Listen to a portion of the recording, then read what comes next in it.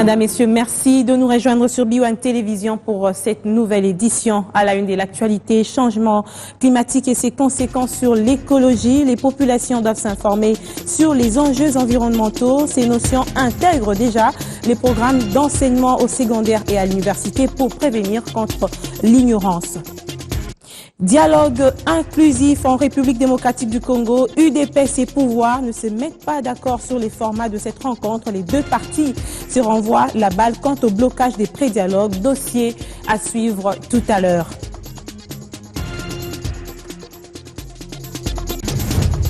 Et enfin, crise au sein de la majorité présidentielle, c'est la fronde après la réunion de son bureau politique sur fond de tension, vague d'exclusion et d'auto-exclusion à la MP qui entraîne du coup la révocation d'Olivier Kamitatou, ministre du Plan, et de Pierre Lumbi, conseiller spécial du chef de l'État. Madame, Messieurs, bienvenue à tous. Tout est parti très rapidement. Nous allons y revenir dans cette édition, mais nous parlons d'abord du pré-dialogue UDPS pouvoir. Les deux parties se renvoient la balle quant à l'échec de ces négociations. Félix Tshisekedi soutient que le camp Kabila, tenu par ces échanges, a planté les décors d'un glissement, un argument que balaye d'un revers de la main le sénateur PPRD chez Okitundu, surpris de cette décision de l'UDPS. Les commentaires fusent de partout. Après le communiqué d'Étienne Tshisekedi signé à Bruxelles le 13 septembre 2015, demandant à ses délégués de se retirer de la table des négociations avec le représentant du chef de l'État Joseph Kabila en Europe. Invité ce mercredi de la radio onusienne, Félix Tshisekedi, secrétaire national en charge des relations extérieures, a justifié les raisons de cette décision. Après avoir constaté que nous menait en bateau, quelque part, par nos amis d'en face, que nous avons décidé de quitter la table des discussions. Parce que nous étions d'accord sur l'essentiel, mais pourquoi est-ce qu'on ne concluait pas? Nous avons compris que les amis étaient là pour nous distraire, et d'autant plus que pendant qu'on avait un esprit, une ambiance bon enfant, tout se passait très bien.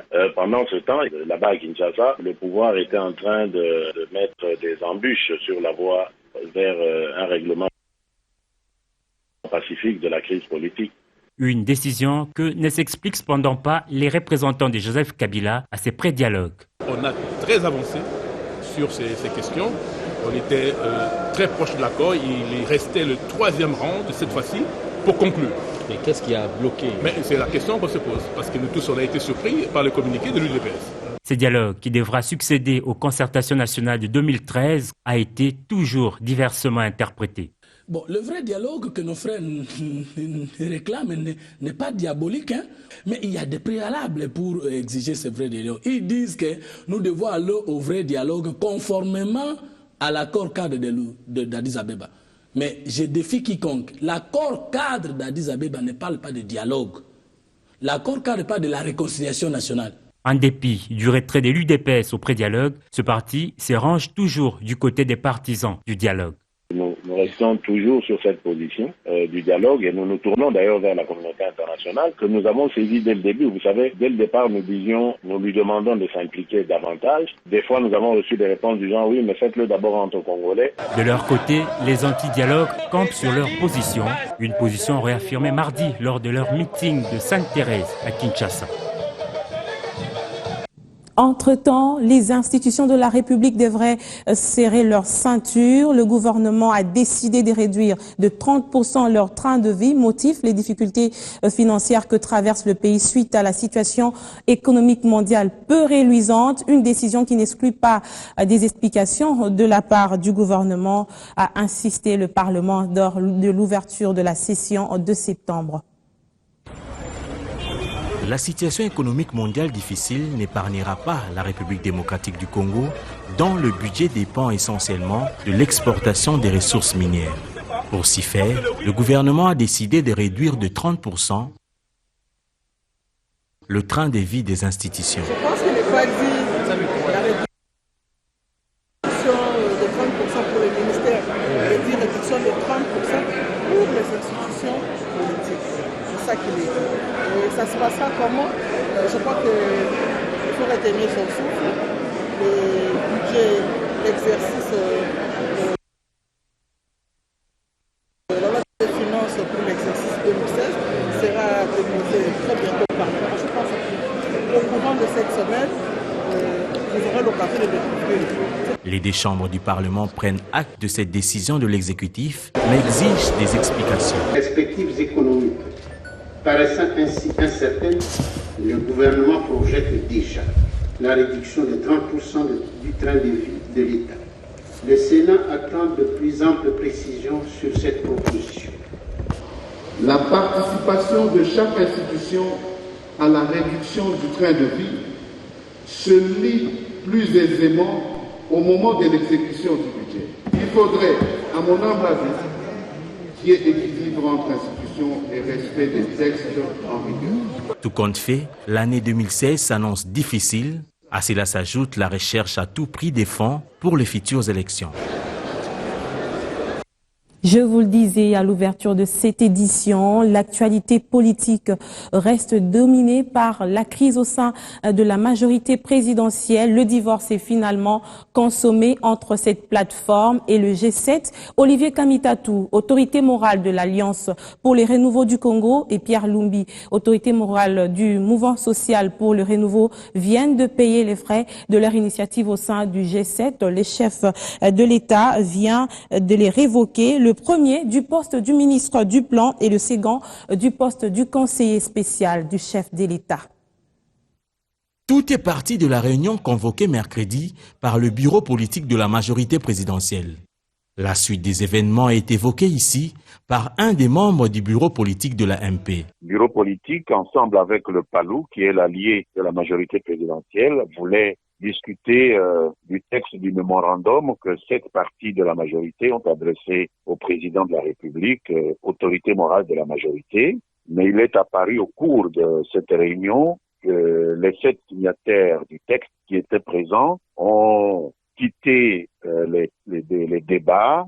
Ils ont donc décidé de s'auto-exclure de la majorité. Et donc, la réunion s'est conclue par un constat d'auto-exclusion des 7 partis signataires de ce mémorandum de la majorité présidentielle. On les invite donc à pouvoir tirer toutes les conséquences de cette situation. Dans un communiqué publié peu après la déclaration de la MP, le G7 accuse le bureau politique de la plateforme soutenant le chef de l'État de refuser d'aborder les problèmes soulevés dans leur correspondance et confirme son contenu.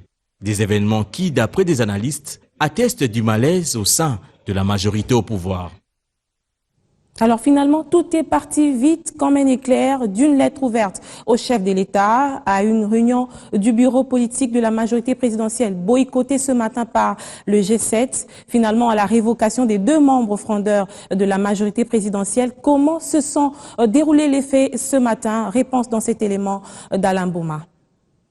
L'information a évolué très vite et a pris l'opinion de court. 48 heures après avoir écrit au chef de l'État, les signataires de la lettre ouverte payent déjà les frais de leur initiative. Les premiers à tomber, Olivier Kamitatou de l'Arc et Pierre Lumbi du MSR. Dans une lettre de révocation signée par le président de la République et lue sur les antennes de la télévision nationale, Joseph Kabila vient de révoquer le premier du poste du ministre du Plan et du suivi de la révolution de la modernité et les seconds du poste de conseiller spécial du chef de l'État en matière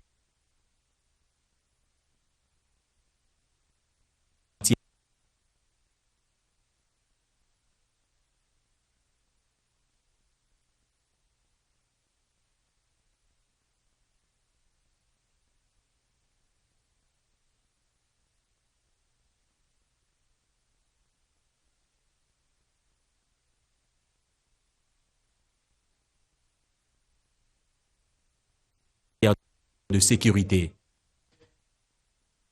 Une décision qui était prévisible ce mercrédi matin au sortir de la réunion du bureau politique de la majorité présidentielle.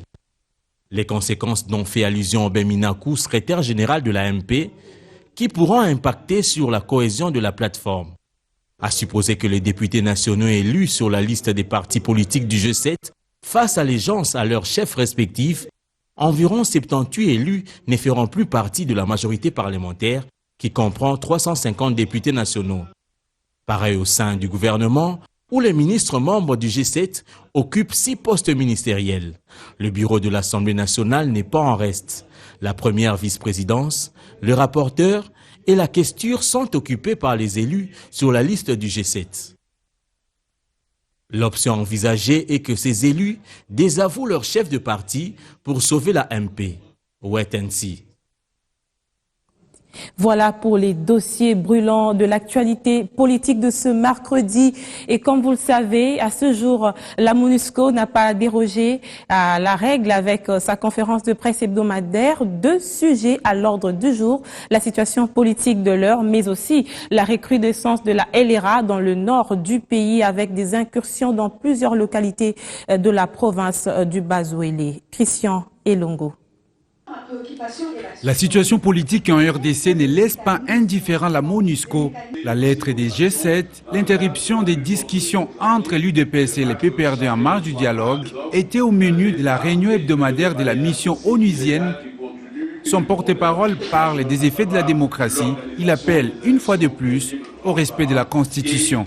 Au moins nous nous accordons sur une chose, c'est que c'est le respect de la Constitution congolaise, et je pense que vous conviendrez tous avec moi que ceci est un impératif pour pouvoir avoir un climat apaisé, pour pouvoir avoir des élections futures apaisées. Maintenant, je pense que la rupture du dialogue entre les membres de la majorité présidentielle et l'UDPS est un fait que nous avons tous constaté, mais je pense qu'il ne faut pas réduire ou restreindre justement toutes les activités politiques à 2 entités politiques qui sont l'UDPS et le PPRD. Et nous pensons tout simplement que l'espace politique doit être créé pour que le dialogue se poursuive. Autre sujet d'actualité évoqué, la recrudescence de la LRA dans le nord du pays. Depuis 2 semaines, les rebelles ougandais font incursion dans plusieurs villages et localités dans la province de Bas-Ouélé. Il y a aujourd'hui une force qui a été mise en place, à laquelle d'ailleurs prend part la République démocratique du Congo et qui est composée de soldats ougandais, environ 2000. Et cette force est appuyée aussi par une centaine de forces spéciales américaines qui ont été déployées justement. Cette force est en train de travailler pour le moment pour neutraliser la LRA. En dehors de la politique, les participants ont épinglé l'épidémie de choléra déclarée au Maniema des suites de manque d'eau potable, déjà des pertes en vies humaines enregistrées. Longtemps vers une décrispation entre le gouvernement et les SINAMED, les médecins des services publics de Kinshasa ont approuvé l'accord signé entre le syndicat national des médecins et les gouvernements le 8 septembre dernier. Hier, le bureau exécutif provincial de Kinshasa, réuni en assemblée générale des délégués des hôpitaux urbains, salue l'amélioration des conditions sociales et professionnelles des médecins.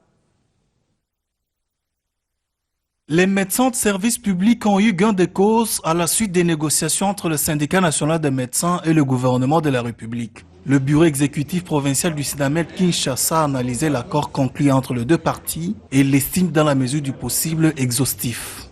Le bureau exécutif provincial du SINAMED, ville-province de Kinshasa, tient à informer à tous les médecins des services publics de l'État, membres du SINAMED, que les négociations entre le gouvernement et le SINAMED ont été sanctionnées par la signature d'un protocole d'accord donnant lieu à une amélioration des conditions sociales à partir du mois d'octobre prochain. L'implication du gouverneur de la ville a évité à la population quinoise une grève radicale, des efforts ici salués par les médecins de la capitale. Le bureau exécutif provincial du SINAMED, ville-province de Kinshasa, tient à remercier son Excellence, Monsieur le gouverneur de la ville, province de Kinshasa, Monsieur André Kimbuta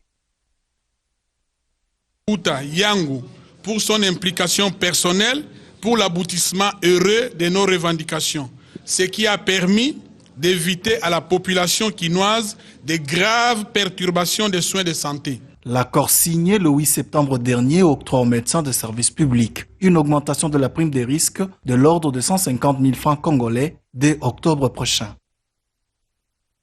Et au chapitre environnement, ce 16 septembre est une journée très importante puisque l'on commémore la journée mondiale de la protection de la couche d'ozone qui n'est pas une notion abstraite. On la définit et prévient quant à ses conséquences des façons élémentaires. Elle peut être expliquée au commun de mortels en vue de sa préservation en République démocratique du Congo. La pollution explique l'incompréhension du principe de la couche d'ozone selon le constat que la rédaction a fait.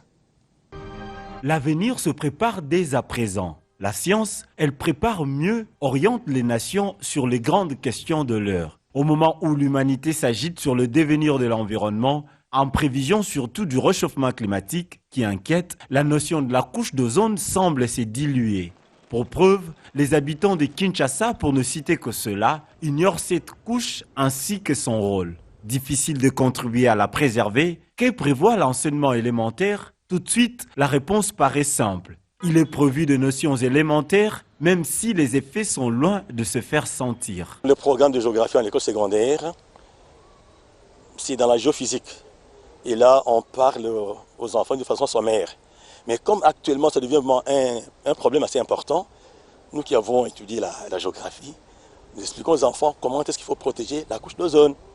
Du côté de l'université, selon les filières, la matière semble approfondie. Pour la pédagogie, dans le cursus de la formation des géographes environnementalistes, il y a plusieurs enseignements qui sont prévus, mais nous commençons par le cours qui s'intitule « Notions d'environnement » où nous présentons à l'étudiant l'environnement dans sa globalité, mais surtout dans sa diversité. Il y a les notions d'environnement qui sont enseignées de façon globale, auxquelles s'ajoutent différentes autres branches ou disciplines qui viennent appuyer ou qui viennent pour développer les notions de base acquises dans le cours de notions d'environnement, notamment l'écologie générale, mais aussi il y a l'écologie appliquée. L'ennemi principal de la couche d'ozone étant la pollution, en milieu en voie de développement, les ménagères jouent un rôle néfaste dans la composition de la pollution. Avec l'inexistence du recyclage des déchets, ajouté à la multiplication de la pollution, les citoyens contribuent tant soit peu à de fortes pollutions qui vont accentuer la chaleur, si les habitudes ne changent pas dès la base.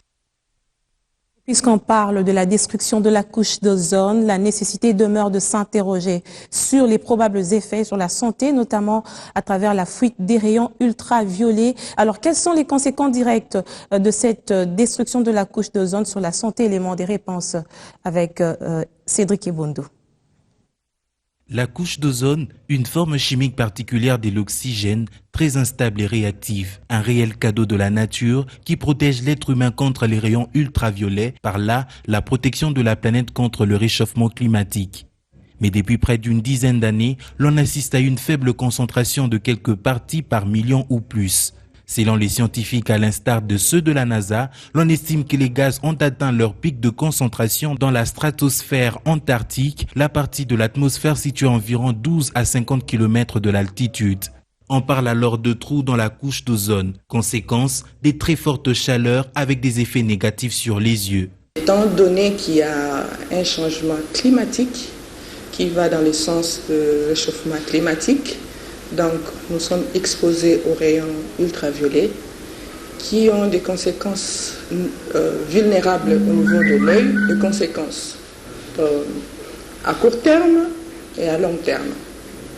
Nous pouvons citer les conséquences à court terme, par exemple une irritation de l'œil, et à long terme, on peut développer la cataracte et des lésions au niveau de la rétine. Des complications oculaires aux côtés desquelles l'on évoque des maladies touchant le système immunitaire, l'augmentation de cancers et le vieillissement de la peau. Et là, ce sont des rayons ultraviolets qui sont à la base parfois du cancer de la peau. Donc par conséquent, nous devons vraiment conserver cette couche-là pour préserver la santé de la vie humaine. Une situation qui implique la participation et l'éveil des consciences de la part de tout être humain à travers la planète. Cela en limitant la production et l'usage de produits pollueurs, notamment à travers les gestes visant à assainir l'environnement. On va lire ce communiqué de presse de la Direction générale des douanes et accises. Sous l'autorité de son Excellence, Monsieur le ministre des Finances, la Direction des douanes et accises de la République démocratique du Congo organise conjointement avec la Commission de l'Union africaine la 7e réunion du sous-commission des directeurs généraux des douanes de l'Union africaine qui se tiendra à Kinshasa du 21 septembre 2015 sous le thème « Gestion coordonnée des frontières, promouvoir la sécurité et la facilitation des échanges ». Le choix du thème fait suite aux décisions des chefs d'État et de gouvernement sur la mise en œuvre de l'aspect facilitation du commerce du plan d'action pour l'intensification du commerce intra-africain et de l'accord de facilitation des échanges de l'OMC Afrique prise lors des réunions des 18e et 23e sommets ordinaires de l'Union africaine tenus en janvier 2012 à Addis Abeba en Éthiopie, en juin 2014 à Malabo, Guinée équatoriale. La Direction générale des douanes et accises souhaite d'ores et déjà la bienvenue à Kinshasa à tous les participants à ces réunions et invite la presse nationale et internationale à en assurer une bonne et large médiatisation. Fait à Kinshasa le 4 septembre 2015, le directeur général Deo Rugwiza Magera.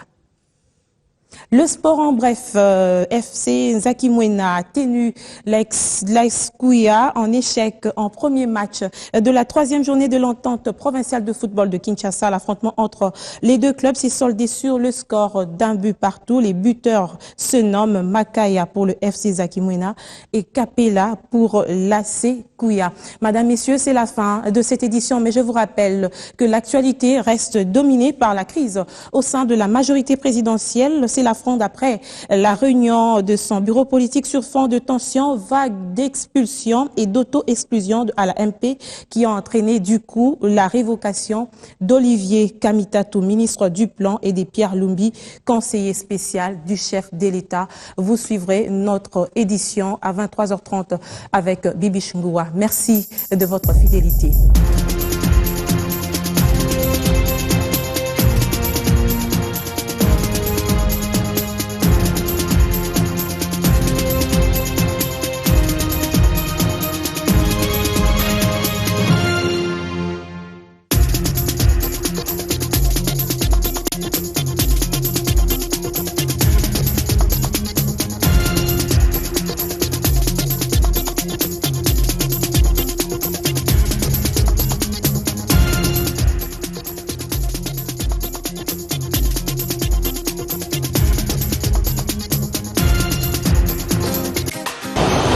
Kinshasa, capitale de la République démocratique du Congo, près de 13 millions d'habitants, 3e ville la plus peuplée d'Afrique, un logement dans les normes sous un contrat social et humain est un privilège rare.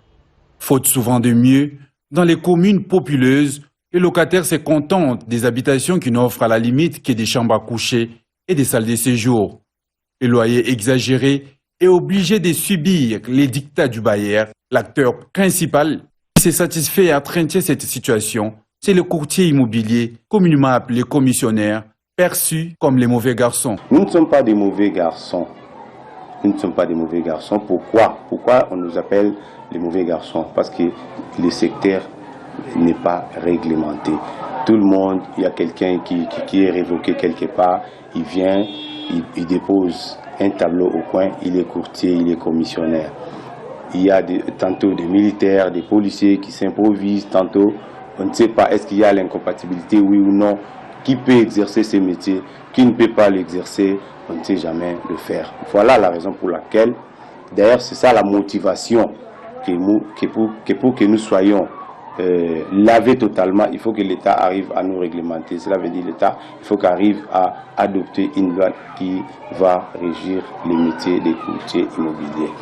Les métiers des courtiers immobiliers en RDC n'est pas réglementé. C'est l'objectif de la création de l'association des courtiers immobiliers de Kinshasa. Les commissionnaires ne sont pas les mauvais garçons.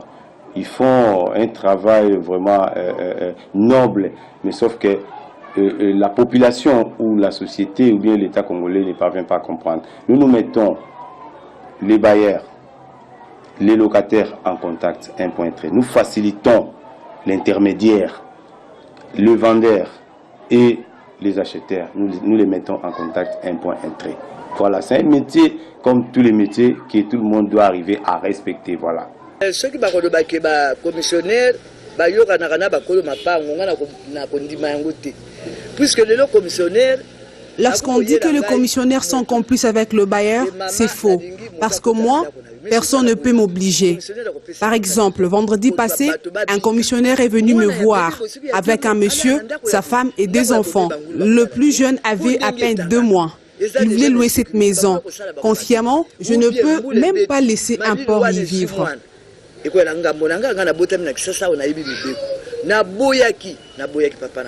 Puisque commissionnaire a imposé.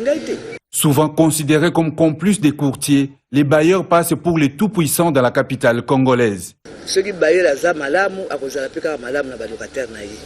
Ceux qui peuvent bailler la zama nani. Pour moi, les responsabilités sont partagées. Il y a des mauvais locataires, comme il peut y avoir aussi les bons. Et c'est pareil pour le bailleur.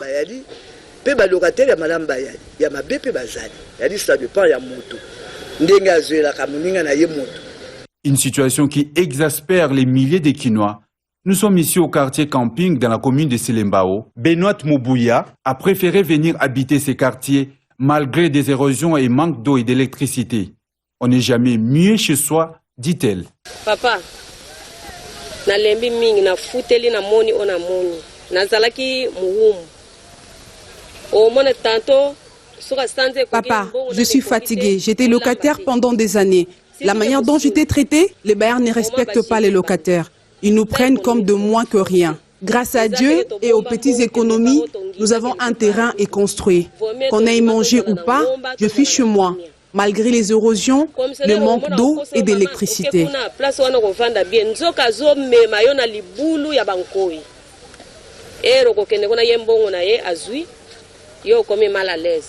Un secteur qui mérite un radical changement.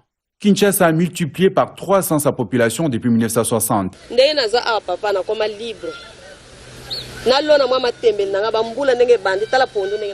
Regarde-moi aujourd'hui, je suis libre. Même si je suis dans un ravin, je suis chez moi. Un petit conseil pour les autres locataires, il ne faut pas attendre seulement avoir beaucoup d'argent pour avoir un chez-soi. Mabondeli na économie forcée bazela teke bazwa mbongo ebele soki bazeli pe bakozwango te banda na botami na libuma mama na ngana Kinshasa depuis 48. Je suis à Kinshasa depuis 1948, mais un jour les enfants voulaient réhabiliter ma maison. Je suis allée alors louer à Mbinza. Mais à chaque fois que mon bailleur avait de visiteurs, il m'envoyait une lettre avec un enfant me demandant une avance sur mon loyer.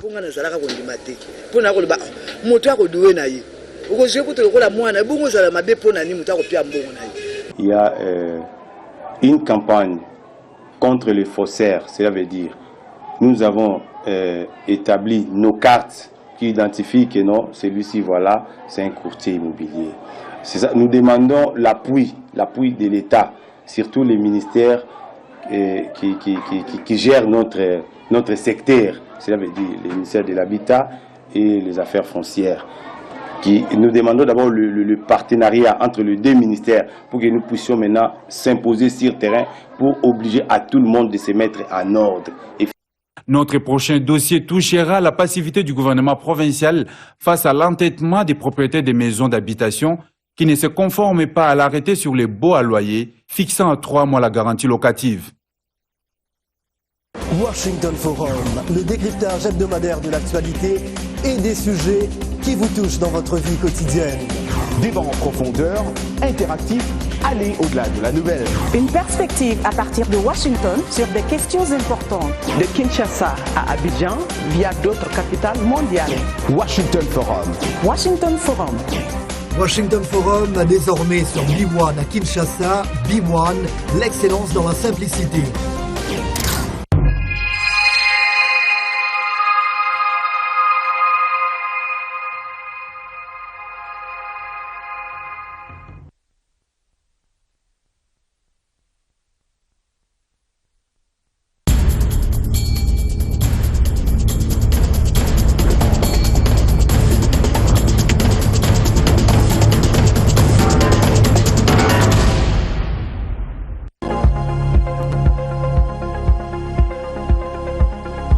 Grâce à ces appareils de dernière génération, le Centre international de diagnostic de Kinshasa offre aux patients les meilleurs diagnostics. Scanner, IRM, mammographie, échographie ou panoramique dentaire, le CID offre une gamme complète d'examens en imagerie et biologie médicale. Nos médecins et notre personnel sont à votre écoute pour prodiguer les meilleurs examens sans délai d'attente et dans une hygiène irréprochable. Le CID est situé au croisement de Tumbalbaye, 32 avenue Baron Jacques, au cœur de Kinshasa.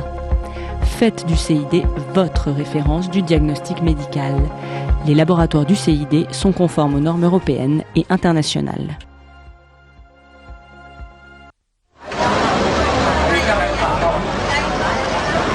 Mais bon, papa, tonton, monsieur.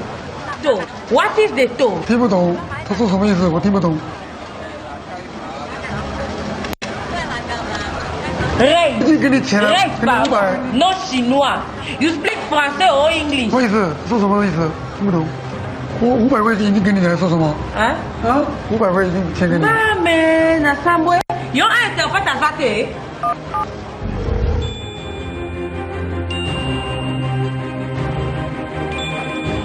Allô? Allô? Allô? Allô? Mado? Nga Justine. Yango mbongo ochaki combien? Allô? Mamé! Téléphone est cassé. Hey! Tous les jours, Eurobank vous apporte des solutions pour vous simplifier la vie. Avec la China Card Union Pay d'Eurobank, faites vos achats en Chine sans inquiétude. Avec un tarif défiant toute concurrence. Demandez votre carte dans votre agence la plus proche avant d'embarquer pour la Chine.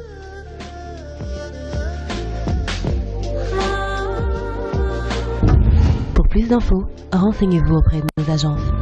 China Card Union Pay d'Eurobank, la solution pour vos achats en Chine. Eurobank is my bank. Pour un timbre